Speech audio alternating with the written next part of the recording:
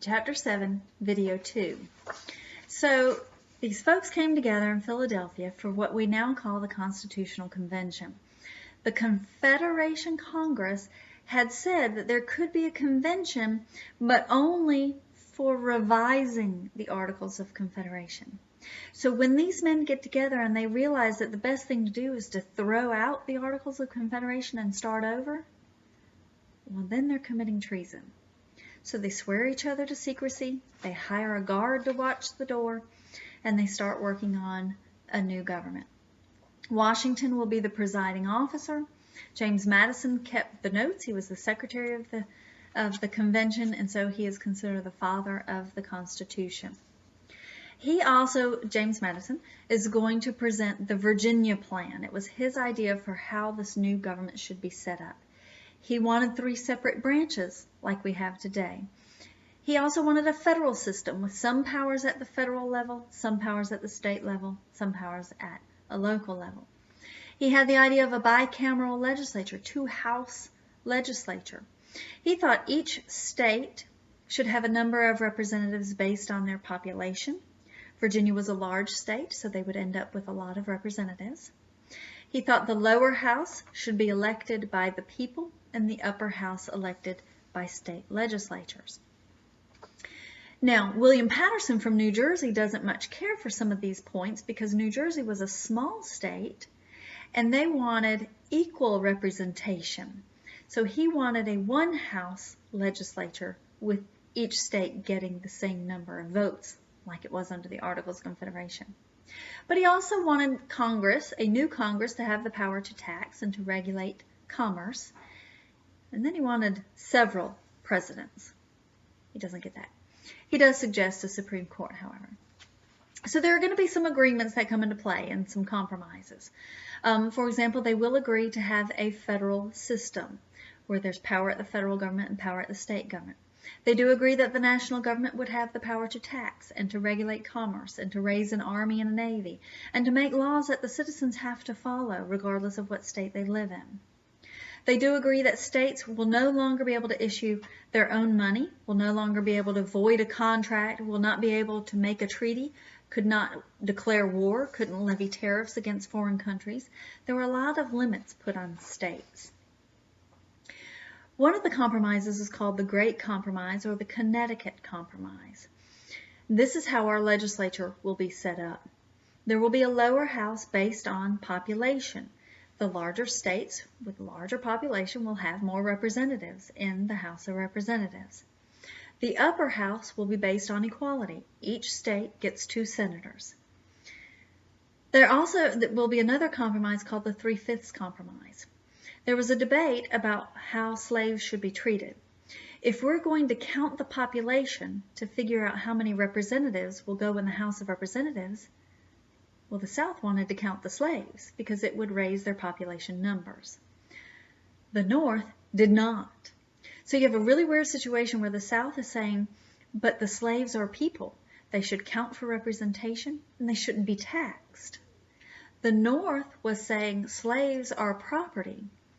They should be taxed. They should not be counted toward representation.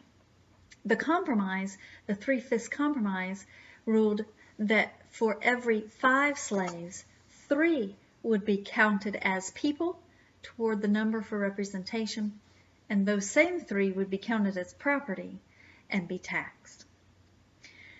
Part of the concern here was some elitism among our founding fathers.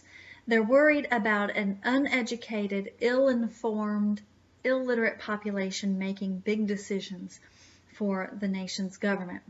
So the House of Representatives was supposed to be closer to the people, and they would be re-elected every 2 years. And then the Senate would be elected by the state legislatures and would act as a check on the power of the House of Representatives. And they would be there longer. They would have a 6-year term. Each house has to approve every law that goes through it. But because they were going to try to have this national government and have the power to tax, they wanted any tax bills to start in the House of Representatives, closer to the people.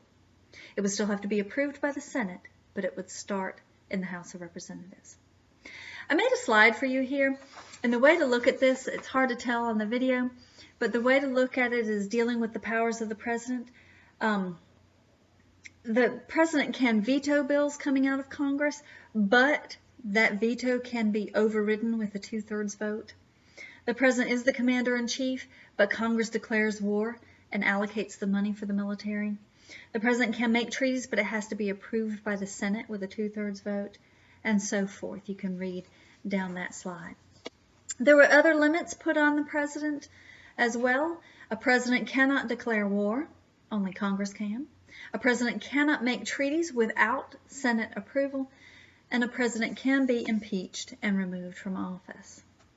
There was concern about having an individual with significant power in the country, and again they're worried about an illiterate, ill-informed population. They're also worried about fraud and all sorts of organizational issues, and so they decide to have the president elected by an electoral college. And those electors are chosen by the states. Each state gets a number of electoral votes equal to the number of representatives in the House of Representatives plus the 2 senators. Okay. The judicial branch that is set up under the Constitution has a Supreme Court and then other courts as Congress decides on. Amendments can be made to the Constitution. It can be done by a 2/3 vote of each House of Congress, and that is how all 27 amendments have been done. Or you could call a national convention by 2/3 of the state legislatures.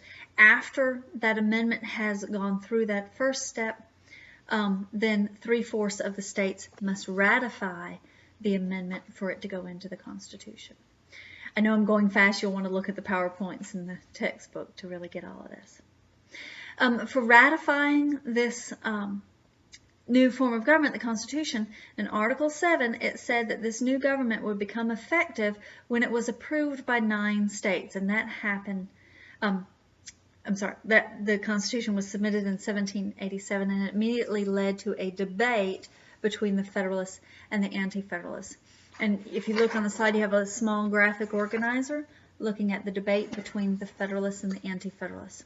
The Federalists wanted a strong federal government, which there was under the Constitution, and the Anti-Federalists did not.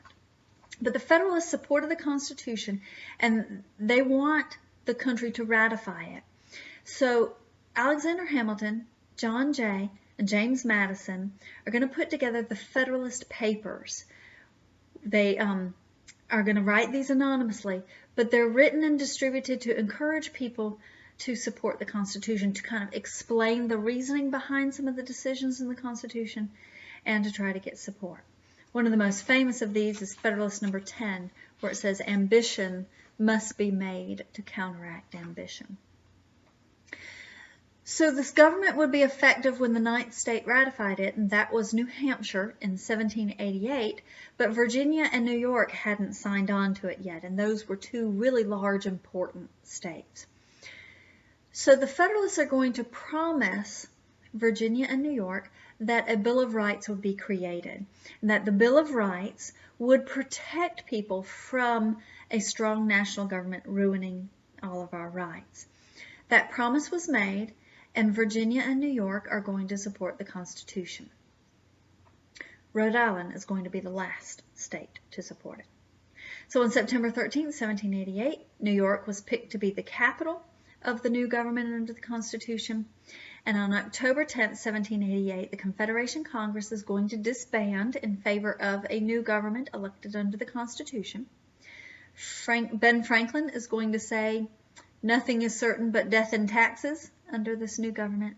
And George Washington said, quote, "I do not expect the Constitution to last for more than 20 years."